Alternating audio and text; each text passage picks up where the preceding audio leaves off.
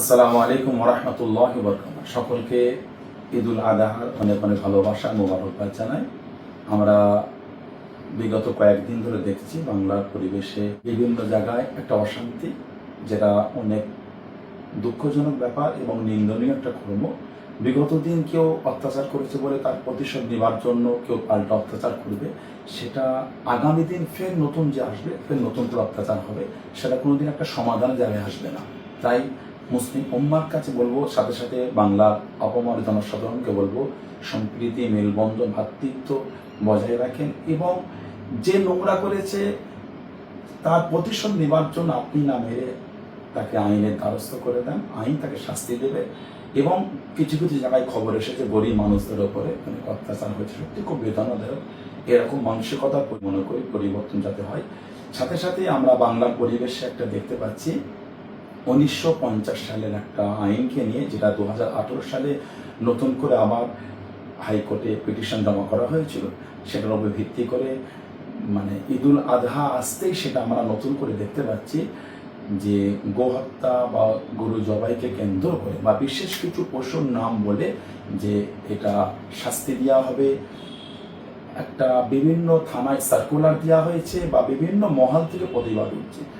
এবং আমরা ইতিমধ্যে দেখেছি বিভিন্ন জায়গায় যারা গাড়ি করে বিশেষ কিছু পশু নিয়ে আসছে তাদের উপর অত্যাচার করা হচ্ছে, টর্চার হচ্ছে। এটা আইনত অপরাধ একটা।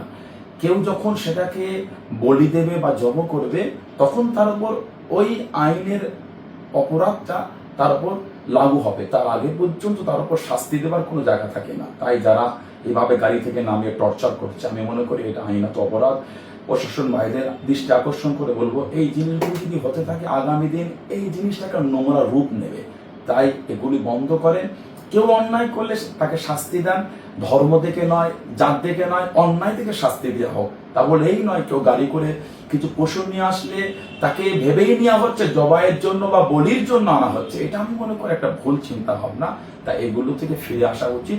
সাথে সাথে মুসলিম উম্মার মধ্যে এক শ্রেণীর মানুষ যারা মনে করে নিয়েছে হয়তো কোরবানির জন্য ওয়াজিব হলো গরু জবাই করতে হবে, এটা একটা ভুল ধারণা।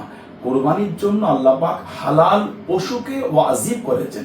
হালাল পশু আমাদের করে জবাই করতে হবে। আমাদের উপর হুকুম, যার সাহেব নিসাব সেই পরিমাণ আল্লাহ পাক অর্থ দিয়েছে, তাদের উপর হুকুম যে হালাল পশু জবাই করতে হবে এবং নিখুঁত পশুকে জবাই করতে হবে। ইতিমধ্যে আমরা সার্কুলারের মধ্যে দেখেছি যে 14 বছরের এরকম কিছু ওই বিশেষ কিছু পশুকে জবাই করলে আইনতভাবে তার উপর কোনো বল প্রয়োগ করা হবে না বা শাস্তি দেওয়া হবে না। কিন্তু আমরা জানতে চাই, একটা 14 বছরের পশু কোনোদিন সুস্থ থাকতে পারে না, যেই যেই বিশেষ পশু কথা বলা হচ্ছে। এবং সেই পশুটা দুধ তখন আর সেভাবে দেয় না বা তার থেকে সেইভাবে উপকার কেউ নিতে পারে না, তখনই তাকে বিক্রির একটা প্রয়োজন মনে করে তাকে বিক্রি করে দেওয়া হয়। আর সেই পশুগুলোকে হাট থেকে আমাদের মুসলিম উম্মাহ ক্রয় করে এনে সেগুলোকে আল্লাহর নামে জবাই করে, এটা কোনোদিন হতে পারে না। তাই আমরা যদি এই 14 বছরের পশু কুরবানি যদি নাই দিই, শরিয়াতের দৃষ্টিকোণ থেকে আমরা কোনো অপরাধ করব না। তাই শরিয়াত আমাদের যে বিষয়ে ছাড় দিয়েছে, আমরা বকরি করলাম, খাসি করলাম, দুম্বা করলাম, ভেড়া করলাম, আমরা এই পশুগুলোকে আমরা জবাই করলাম, হালাল পশু এগুলো। এবং আমি এটা বলছি না যে গরু জবাই করবেন না বা মহিষ বা এগুলো জবাই করবেন না, কিন্তু আমার বলার উদ্দেশ্য 14 বছরের পশু সেটা নিখুঁত থাকতে পারে না, সে ঠিক মতো হাঁটতে পারবে না, সে ঠিক মতো সুস্থ নয়, সুস্থ ছাড়া এমনকি বলা হচ্ছে যে তাকে ডক্টরকে দেখিয়ে সার্টিফিকেট নিতে হবে সে আমাকে কিছু উপকার দিতে পারবে কি, সে পারবে না, শারীরিক অক্ষমতা। সেরকম একটা পশুকে সার্টিফিকেট দেওয়া হবে, সেই সার্টিফিকেটকে সাবমিট করতে হবে, তাকে জবাই করার জন্য পারমিশন দেওয়া হবে। তাই আমি তো এই বিষয়গুলো থেকে বুঝতেই পারছি সেই পশুটা কুরবানির জন্য উপযুক্ত নয়। তাহলে আল্লাহ শরিয়াতের বিধানকে মান্যতা আমি কিভাবে দিলাম? তাহলে তাই আমাদের এই বিষয়টা দেখা উচিত বলে আমি মনে করি। আর আমরা যদি গরু জবাই নাই করি তা কি হয়েছে, কুরবানি হবে না। আজকে আমাদের এই বিষয়গুলো থেকে ফিরে আসতে হবে। সাথে সাথে আমরা চাই শান্তি, আমরা চাই সম্প্রীতি, আমরা চাই মেলবন্ধন। তাই সেই জায়গায় দাঁড়িয়ে আমাদের এই বিষয়গুলো ভাবা উচিত বলে আমি মনে করি। গ্রামের ইমাম সাহেব, গ্রামের সম্মানীয় ওলামা হাজরাত যারা আছেন তাদের উপর এবং গ্রামের জ্ঞানীগুণী ব্যক্তি যারা আছেন তাদের উপর অনেকটা দায়িত্ব পড়ে এই বিষয়গুলোকে বোঝানো। কে কি খায়, কে কি পরে, সেটা আমি মনে করি বেশি চর্চা হয়ে যাচ্ছে। কে না খেয়ে আছে সেটার চর্চা কম হয়ে গেছে। আমাদের উচিত কে কি খায়, কে কি পড়ে, কে কি ভাষায় কথা বলে বা কে কিভাবে চলে সেটার ওপর অতটা জোর না দিয়ে আমি মনে করি কে না খেয়ে আছে এটার দিয়ে জোর আমরা বেশি দিতে পারতাম। তাহলে আমার মনে হয় আমাদের সমাজে, আমাদের সোসাইটির, আমাদের এলাকায়, আমাদের প্রতিবেশীর অসহায় গরিব দুস্থগুলি হয়তো না খেয়ে এত কষ্ট পেত না, হয়তো চিকিৎসা না পেয়ে এত কষ্ট পেত না। তাই আমাদের ওই বিষয়গুলো তো জোর দেওয়া উচিত বলে আমি মনে করছি। আর আমার সব ভাইয়েরা আছেন, সবাই মিলে আমরা বাংলার মুসলিম উম্মার কাছে এই বার্তাটা দিতে চাই, আমরা এই অশান্তি থেকে দূরে এসে শান্তিতে কিভাবে আমরা আগামী জীবন অতিক্রম করতে পারবো সেই বিষয়গুলো আমাদের দেখা উচিত বলে মনে করি। ইনশাআল্লাহ প্রয়োজন হলে আগামী দিন আমরা দরবার শরীফের পক্ষ থেকে এবং বাংলার সমস্ত উলামা হাজরাতদের করে ডেকে আমরা আগামী দিন শরিয়াতের আরো যে বিষয়গুলি আছে সেগুলিকে আমরা আরো ডিপলি আলোচনার দিকে এগিয়ে যাব। এবং আরেকটা বিষয় যে অনেক জায়গায় অনেকে গরু কিনে ফেলেছেন বা বিগত দিন যেটা হয়েছে গরু কিনেছেন, বাড়ির সবার নাম দিয়েছেন, কিন্তু আমাদের ভাবতে হবে বাড়ির বাচ্চার উপর কোরবানি ওয়াজিব না। আপনার স্ত্রী যদি সেই অর্থের মালিকানা না হয় তার উপর কোরবানি ওয়াজিব না। আপনার দাদু, আপনার দাদি, আপনার নানা, আপনার নানি, আপনার আব্বা, আপনার আম্মা বা আপনার ফ্যামিলির কেউ ইন্তেকাল হয়ে গিয়েছেন, ভাই বোন, তাদের উপর কিন্তু কোরবানি ওয়াজিব না। তাহলে আগে যে আমরা কি করতাম 7টা নাম দিতাম, হ্যাঁ, সেই হিসাবে ভালোবাসায় তাদের সেই দিকে মোস্তাহাব আমল করে আমরা দিতাম ভালোবাসায়, কিন্তু আমার উপর কোরবানি ওয়াজিব, আমার নামটা রাখতে হবে। তা আমি যদি একটা খাসি কিনে, দম্বা কিনে, ভেড়া কিনে যদি কোরবানি দিয়ে দিই, আমার ওয়াজিব যে আল্লাহ হুকুম সেটা কিন্তু আমার আদায় হয়ে গেল। আপনার বাচ্চার নামে যে দিতে হবে সেটা শরিয়াতের দৃষ্টিকোণ থেকে এমন কোনো হুকুম নাই। এই বিষয়টা আমি মনে করি দেখা উচিত, কারণ বিভিন্ন মহল থেকে এই বিষয়টা নিয়েও প্রশ্ন আসছে বা বিভিন্ন দিক থেকে মানুষ চিন্তিত হয়ে আছে। তাই এগুলো ভাববেন না, আল্লাহ পাক ইনশাআল্লাহ আমাদের জন্য ভালো কিছুই করবেন। আমাদের ইমান এই আয়াতের উপরে ইনশাআল্লাহ ভালো কিছু হবে। বাংলা শান্তিতে থাকুক, বাংলা সম্প্রীতি মেলবন্ধন নিয়ে থাকুক এবং বাংলায় কোন সম্প্রদায়কে নোংরা চোখে, নোংরা ভাষায় আক্রমণ না হয়, সেটাও সমস্ত ধর্মের মানুষের দেখা উচিত বলে আমি মনে করি। আশা করি সেই বিষয়টা আগামী দিন বাংলায় হবে না। সকলকে আল্লাহ ভালো রাখেন, সকলকে আল্লাহ সুস্থ রাখেন। আসসালামু আলাইকুম ওয়া রাহমাতুল্লাহি ওয়া বারাকাতুহু। আসসালামু আলাইকুম। ভাই যে এতক্ষণ আলোচনা করলেন আমার ইজারা সানাউল্লাহ ভাই, উনি এটাই বলতে চেয়েছেন যে বাংলায়, পশ্চিমবাংলা এটা একটা শান্তি সম্প্রীতির জায়গা, অতএব এমন কোনো কাজ না হয়। বিভিন্ন মাসলা মাসাইলে উনি এটা বোঝাতে চাইছেন বা বিভিন্ন আলোচনার মাধ্যমে এটাই তুলে ধরলেন উনি। সংক্ষেপে বলি, এখানে শান্তি সম্প্রীতি যাতে নষ্ট না হয়, যেভাবে আমরা চিরজীবন আমাদের পূর্বপুরুষরা শান্তি সম্প্রীতি নিয়ে বসবাস করছে সেরকম ব্যাপারও, যেহেতু এখন শাসক দল উত্থান পতনের একটা ব্যাপার আছে। একসময় অনেকে ছিল, এখন আর একটা দল এসেছে, তারা চালাচ্ছে। নিশ্চয়ই শান্তি সম্প্রীতি বাংলার মানুষ চাই। এখানে বুদ্ধিজীবী বা বিভিন্ন আপনার ঋষি মহারিষি বলেন বা আমাদের মুজাদ্দেদ-জামান দাদা হুজুরের মতন একজন এরকম মুজাদ্দিদ রিফর্মার এই বাংলার মাটিতে জন্ম নিয়েছে।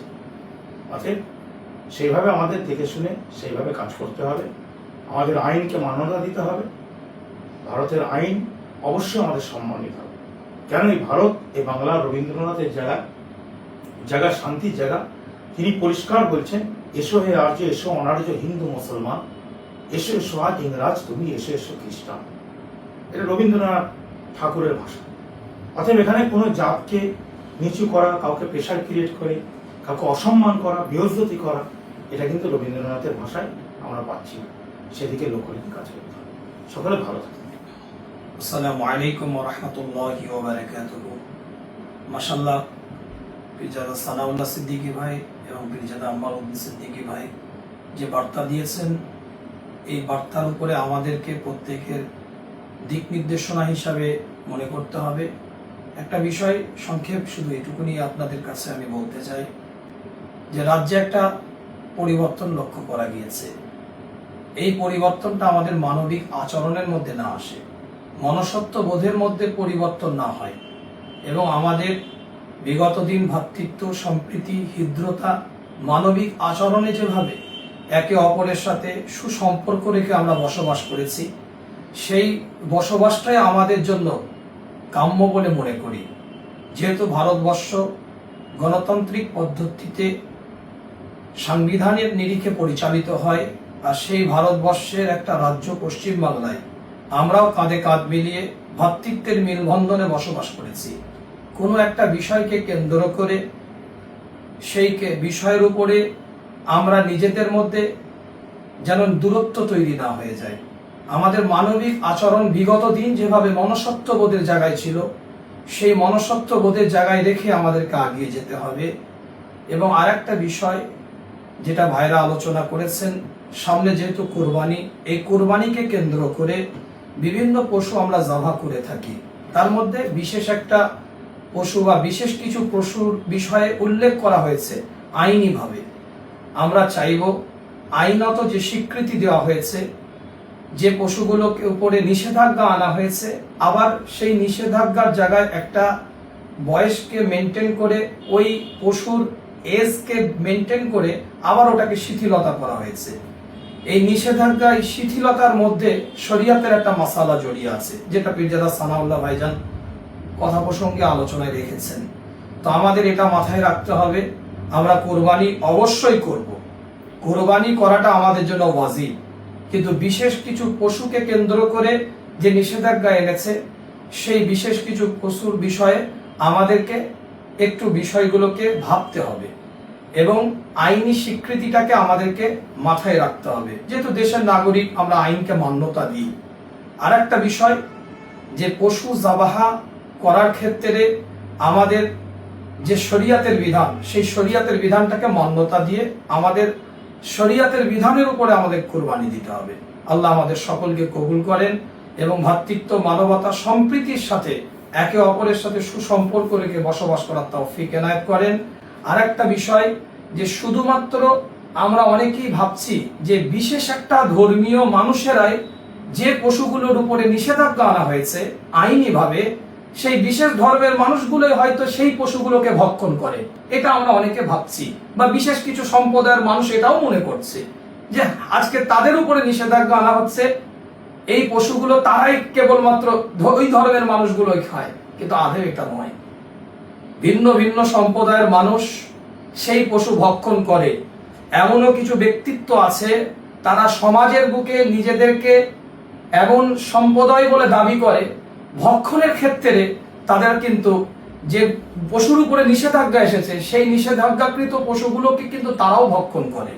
তো শুধুমাত্র একটা বিশেষ ধর্মীয় ব্যক্তিত্বরাই এই পশু ভক্ষণ করে, এটা যদি কেউ মনে করে, এটা কিন্তু খুব মূর্খের একটা পরিচয় পাবে। তো আমরা আশা করি, যেহেতু ভারতবর্ষ একটা সংবিধানের নীতিকে পরিচালিত হয়, আমরা সেই ভারতবর্ষের নাগরিক, পশ্চিমবঙ্গে আমরা বসবাস করি, আশা রাখি বিগত দিন আমাদের প্রত্যেকটা কর্মকাণ্ড, কর্মসূচি সংবিধানকে সামনে রেখে প্রত্যেকটা ডিসিশন আইন শৃঙ্খলা ব্যবস্থা নিবে, এটা আমরা আশা রাখি। এবং আমরা কোর্টকে মান্যতা দিই, সম্প্রীতিকে ভালোবাসি এবং আমরা সেই সমস্ত আইনি শৃঙ্খলা ব্যবস্থাকে সম্মান দিয়ে আমরা প্রত্যেকটা কার্যকলাপ করব, এটাই আমরা আশা রাখি। বিসমিল্লাহির রহমানির রহিম, আলহামদুলিল্লাহ ওয়াসসালাতু ওয়াসসালামু আলা রাসূলিল্লাহ, আম্মা বাদ। আমাদের এখানে উপস্থিত বড় ভাইজানেরা যে কথাগুলো বললেন, সে কথাগুলোই সব থেকে বেশি গুরুত্বপূর্ণ এবং আমাদের সকলের জন্য একটা গুরুত্বপূর্ণ পথ নির্দেশনা। আমাদের আগামীতে যে কুরবানির মুহূর্তটা আসছে, অনেকটা গুরুত্বপূর্ণ একটা বিষয়। আমাদের সর্বাবস্থাতে লক্ষ্য রাখতে হবে যে আমাদের রাজ্যের যে শান্তি এবং সম্প্রীতির পরিবেশ কোনোভাবে যেন তার মধ্যে বিঘ্নতা না ঘটে। যদি আমার ধর্ম পালন করার ক্ষেত্রেও কোনো বাধা না আসে এবং রাজ্যের শান্তি শৃঙ্খলাতেও কোনো সমস্যা না তৈরি হয়, তাহলে আমাদের সেই পথটাই অনুসরণ করা উচিত। একদিক থেকে আমরা মুসলমান, সেই জন্য আমরা আমাদের ধর্মীয় দিকটাও মেনটেন করবো, আরেক দিক থেকে আমরা ভারতের নাগরিক, সেই জন্য আমরা যে নাগরিক দায়িত্ব সেটাও মেনটেন করবো।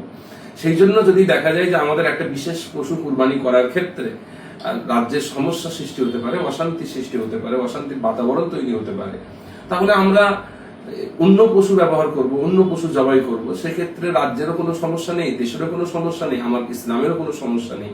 এই জায়গাটাই আমাদের থাকাটা, এটাই শরীয়ত সম্মত এবং এটাই দেশের জন্য উপকারী। আমরা সকলে চেষ্টা করব যে আমরা যেমনভাবে মুসলমান, একইভাবে ভারতীয়, আমরা যেন আমাদের এই দুই পরিচয়কেই সমানভাবে আমরা আমাদের জীবনে বহন করতে পারি এবং আগামী দিনে শান্তি সম্প্রীতি বজায় রাখার ক্ষেত্রে আমরা যেন ভূমিকা রাখতে পারি এবং আইনের শাসন বজায় রাখার ক্ষেত্রে আমরা যেন ভূমিকা রাখতে পারি। আমার এই